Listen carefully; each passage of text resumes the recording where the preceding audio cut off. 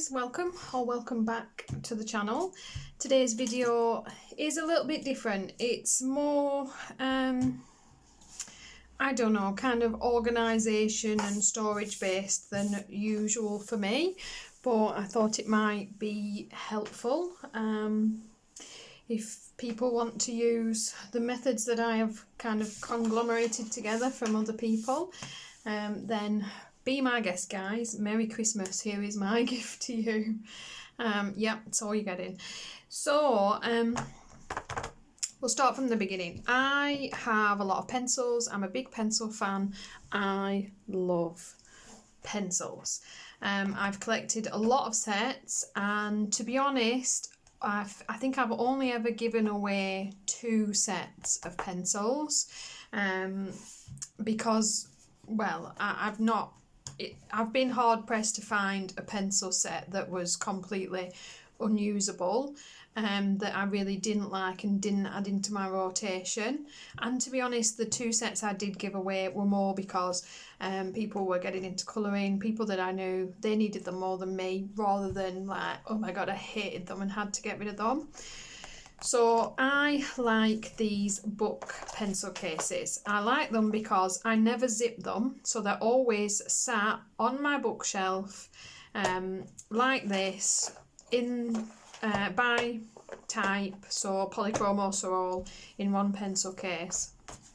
I've also started obviously collecting pencil cases because you end up with a lot of these, and these are not cheap. You can buy the versions where they're all like in one zip and they fold inside. It's completely up to you. You can buy the versions that hold 3 pencils. I just find those a bit annoying because they move around and things fall out when you take a pencil out. And as you can see, most of my sets will generally have missing pencils because they'll be in projects, whips, all over the place in piles that I'm using them for. So it can be a bit hard work. But what I have found lately is that I'm a terror for, I'll collect, when I've used pencils, I have a big tub on my desk and I chuck them in there. So whenever my tub's getting a bit full, I will have a day of Zen where I put all my pencils away back into their cases. But I just chuck greens with greens and blues with blues, and I end up with very random replaced sets all over the place. They're always, the right brand, but they're not in the order that originally they were meant to match my swatches. And I have a swatch book here, and I will show you my system with that as well. And it gets quite annoying after a while, because I'll end up with random blues in the back because that's where I had some space, so they're all over the place and they're hard to see. I'll be honest, for me it's not the end of the world, but the more I do for my channel, the more I need them to look more organised, the more important it is that way, really. And I know some people are very organisation minded and this might be useful for them. So I have my sets of pencils in pencil cases, and I have my, what we will call my swatch folder. I don't have a book because, well, you will see why. It's just a presentation folder I got off Amazon. Everything clips into it, so all my pages come out, and it is just a front and back cover with a little clip that holds everything in place. And that is because, obviously, over time, my swatch collection grows and grows and grows. And my brain likes them to be in a certain way, and this way I don't have to keep redoing my swatches as my collection changes and grows. So what that means is I can store mine in alphabetical order. They're all in alphabetical by the company and then by the product name. So you'll see my Castle Arts, I think that's my Derwent Inktense. We've got my beautiful Polychromo swatch there. I've got all kinds of swatches going on. Some are from the, they'll have been in the box they came with. I'm not particularly fussy about, making my own swatch charts or what they come on. What I would say that was very useful, if you bought any of the cheap, the Brute Funa or the Sue colour sets, they actually come with, if I can find mine, these little swatch charts in, and obviously there is a 120 and a 180 depending on the set you bought, and because I have both, that means I have a 180 and a 120 swatch sheet, which is perfect. I just wipe these out and I photocopy them, and that's why a lot of mine look like this. Because my one thing about swatch charts is they have to be, the whole set has to be on one page. You know, not my 520 set, because that's ridiculous. But to be honest, I haven't swatched those out because I'm not living that life. But anything up to, you know, 180 set, yes, I want them all on one page. I want to be able to see what colours I've got and pick from there.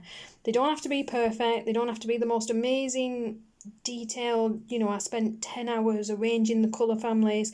Not bothered about that, as long as they're on one page and they're reasonably in a semblance of useful order. So what it also means is I can just pull out the sheet from my folder that I am using, and just take out the swatch. So say I've got my Arteza and my Prismacolor here, I can just pull out the swatch sheets that I need. It doesn't affect my folder, it doesn't mess with my folder. I can add them back in alphabetical order later, so it doesn't mess with my system. And this will grow as I do, and I don't particularly enjoy swatching all the time. So obviously in my case, I do not want to have to redo my swatch book every time Black Widow comes out with a new set, and then all my Black Widow aren't together. So this system works far better for me. And that is not me having a go at swatch books. I'm sure if you guys use them and love them, they're wonderful. This is just the system that works better for me. A lazy swatcher. I've got something on my folder. Pencil, probably.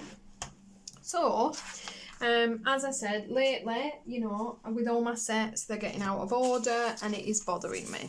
So, I have seen other YouTubers do this. I'm not stealing this idea. This is not brand new. I did not create or invent this. I've just taken on this system from people. So, I'm still using my multiple zip pencil cases, and I still leave them all open. I have little tags on mine because I've got that many. I generally know which pencil case is which, but you know, it's just easier to flip the tags. So they all have on you know, what the set is on the tag.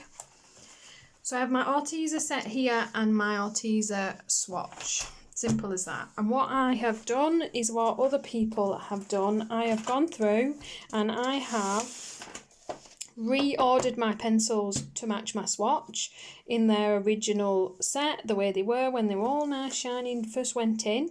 And then I have in a Sharpie, well, not in this one, this was my trial one, written next to them along the insides in here their colour numbers, so that when I am putting pencils away, I can pop them back in their correct slots. So the other one I've done so far, because obviously I've only done the first few of these sets, is my Prisma. And I'm not going to lie, if you've got a lot of pencils, when you first start doing this, it can be a bit annoying. But it's one of those things, every so often, maybe do a pencil case when you're rearranging them anyway. And so, yeah, what I've done is this one is Sharpie. I was figuring they'd probably last longer. I would suggest, just a suggestion, that you only really do this with sets that you use, love, replenish, and, you know, because it is work and it does mark your pencil cases. So it wants to be one of your forever sets that you're going to keep in that pencil case.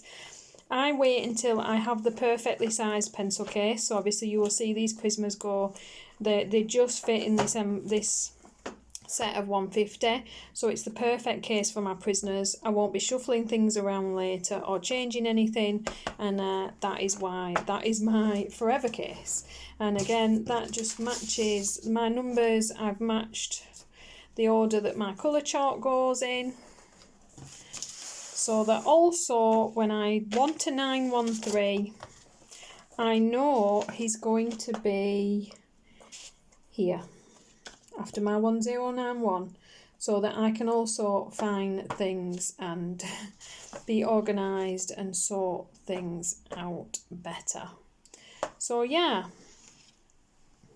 I hope this bit was useful. I've got a little bit more, bit more pieces, but that is the main thing I wanted to go through with you, kind of, you know, the organisation and storage and keeping together your pencils.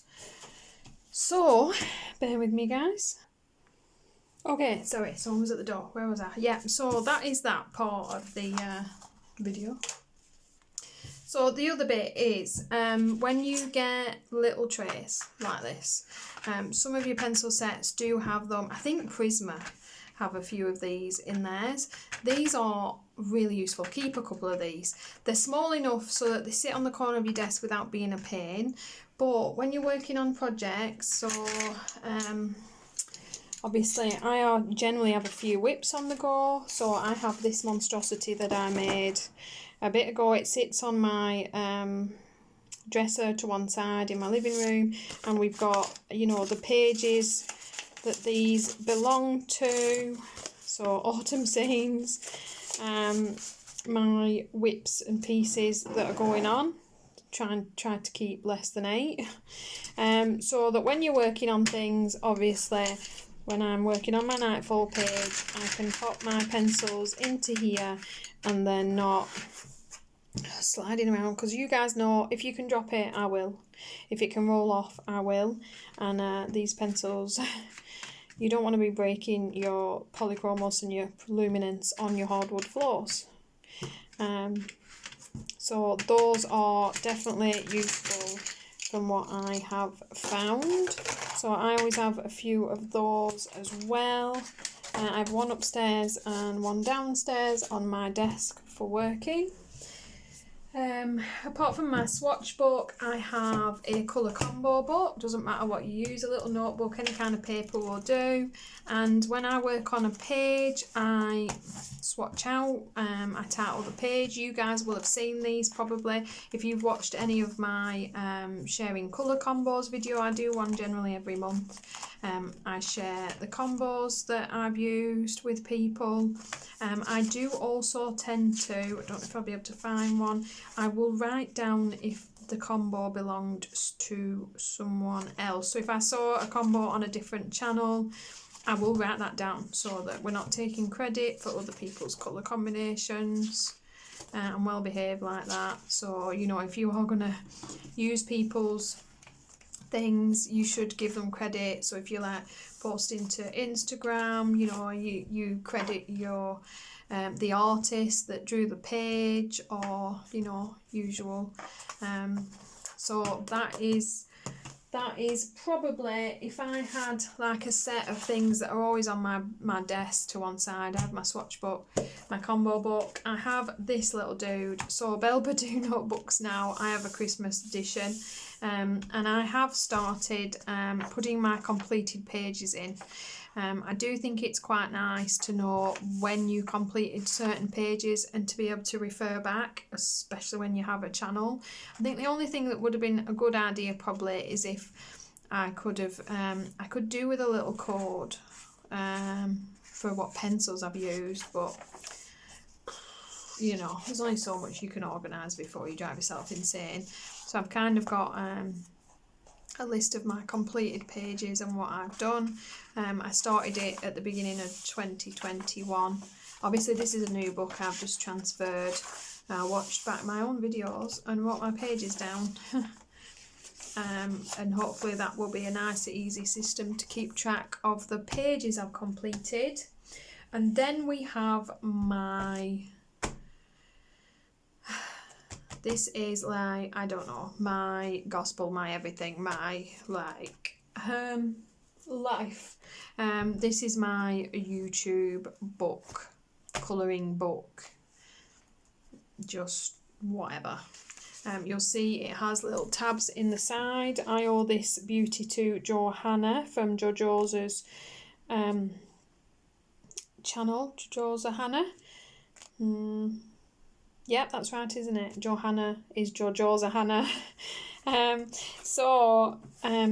She showed how to create like a colouring journal sort of thing, and I then changed mine to what I needed it to be. So we have a bit of everything in here. My video to-do list, the colour alongs that I've tracked down.